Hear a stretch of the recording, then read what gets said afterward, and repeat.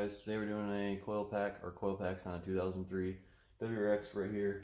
I just noticed mine were going bad because I started getting a small misfire in my cylinders. And usually, when considering this car has 200,000 miles on it, it's usually like spark or something stupid like that that just needs to be changed out.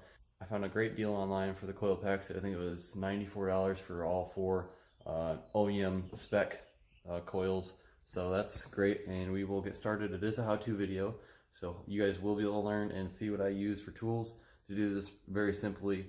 Okay guys, for tools it's very simple, not a lot of stuff, 8 pieces or 8 tools. Number one is my 3/8 impact, electric impact by Snap-on. Very good, very useful. You can get everything done without that impact with just a 3/8 drive ratchet.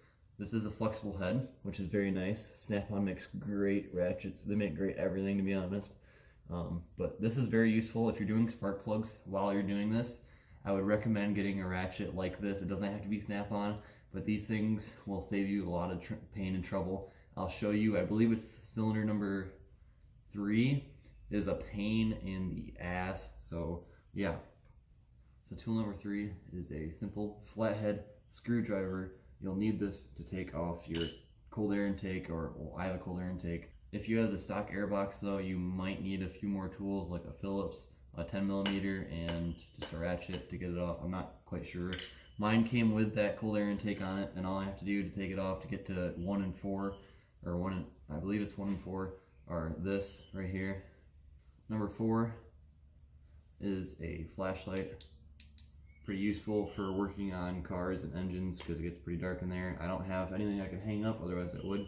Okay, and then the last 4 are literally just attachments for your ratchet or impact. So we have a 10mm for my negative terminal, because you do need to take out the battery. And then I have an 11 for my positive, because it's I don't know, that's just what it is.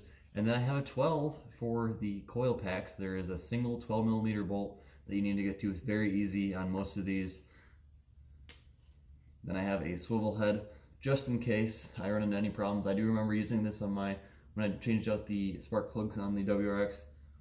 But yeah, that is all you should need, at least all I need for this car to change out my coil packs. And let's get started. So step number 1 would be to take out your battery, disconnect it.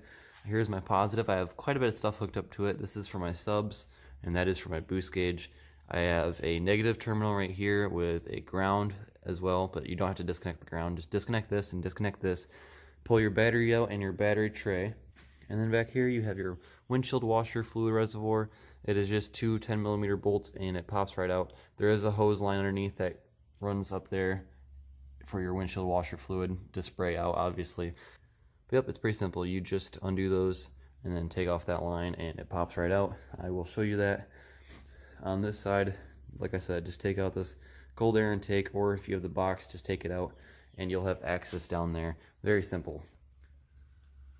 Okay, so we're disconnecting the negative terminal first here, and we are using a 10mm bolt with a ratchet, like I said before, for the tools. And you should never have it really too tight, just tight enough so that it doesn't come off. So that way it pops off easier for you. There we go, disconnected. There you go. Now, I do lose it sometimes, but there we go. We're disconnected.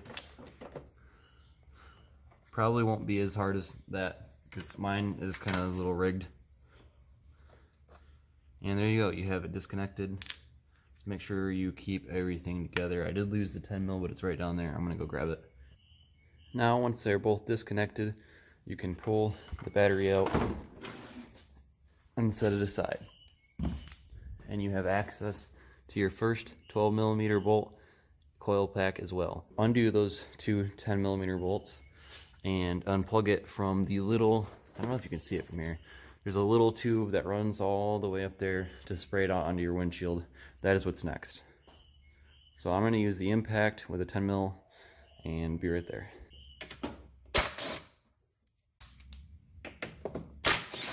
Perfect, look at that.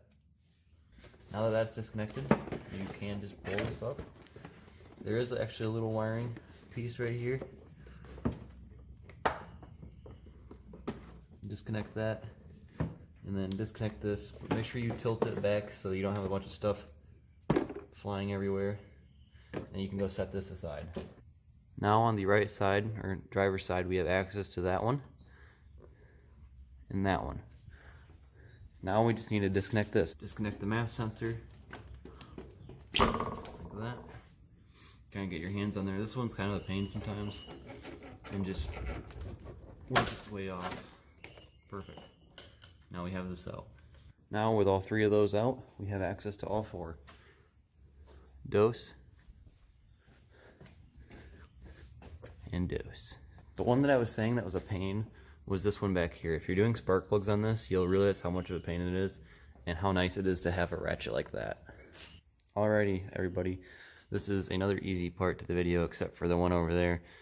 I don't think it'll be too bad, but all you need is a 12mm socket and a ratchet, and just hook onto that bolt and that bolt, untighten them, pull them out, and then disconnect the two clips that are connected to them, swap them out, put them back in. Pretty simple. It really doesn't matter which one you disconnect first, but I'll just lock onto this one. There you go. Once you loosen them, you can just put the socket back on there and unloosen them the rest of the way.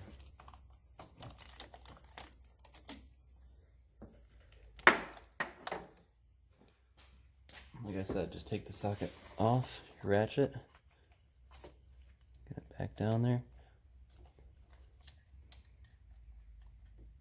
Once they're both out, you should be able to just pull them, use a little bit of force because they're on a plug, but not a lot. And boom, there you go. They're out. Now, let me see if I can flip this clip around. This clip right here, put your thumb on this and disconnect it. And then you have one of them out. And do the same thing, obviously, for all four. I don't know why this clip is black, but it is. I'm just gonna break this one loose down here. There you go. Now I did just do my spark plugs not that long ago, maybe 2 weeks ago, so they were, and I made sure not to put them on too tight, so they weren't as bad. You still shouldn't have that big of a problem.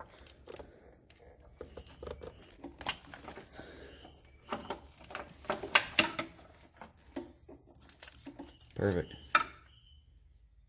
Man, that one looks nasty.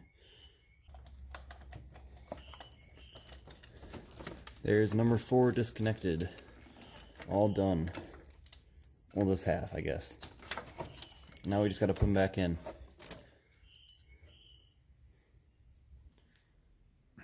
I just got my parts shipped in, like literally 10, not even 5 minutes ago. 4, like I said, brand new ones in the box. Way cheaper than going to AutoZone. Don't go to AutoZone for your parts, they're way overpriced. Find a good online site that you can trust and stick with them. One site I really like is A1 Auto. A1 Auto has good parts, and so does Rally Sports Direct. I trust them both pretty well. But yeah, we're gonna go ahead and slap these back in. Now, for the rest of the video, it's pretty much just redoing what we just did backwards. So we're just putting in new coil packs, right? So it's pretty simple, but I'll still do it anyway for you guys so you can see. Take this hosser out. We're gonna go ahead and do the back one first.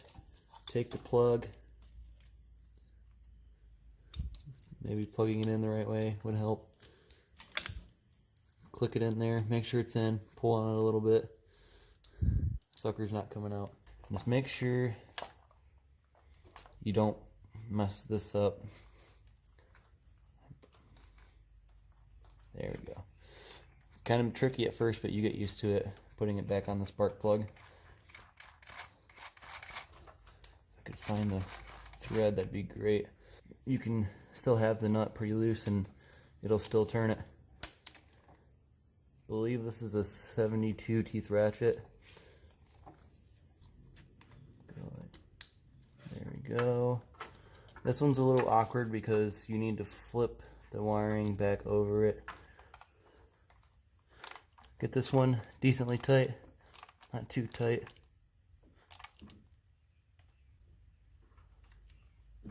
Like I said, not too tight, just so you can get them off the next time. Now we'll move on to the other two. This. There you go.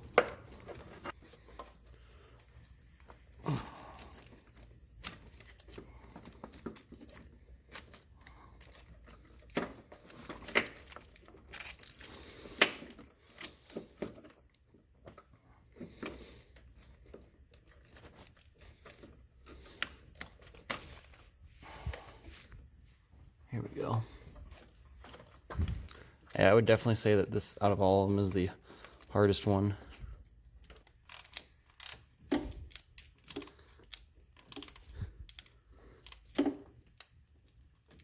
we go.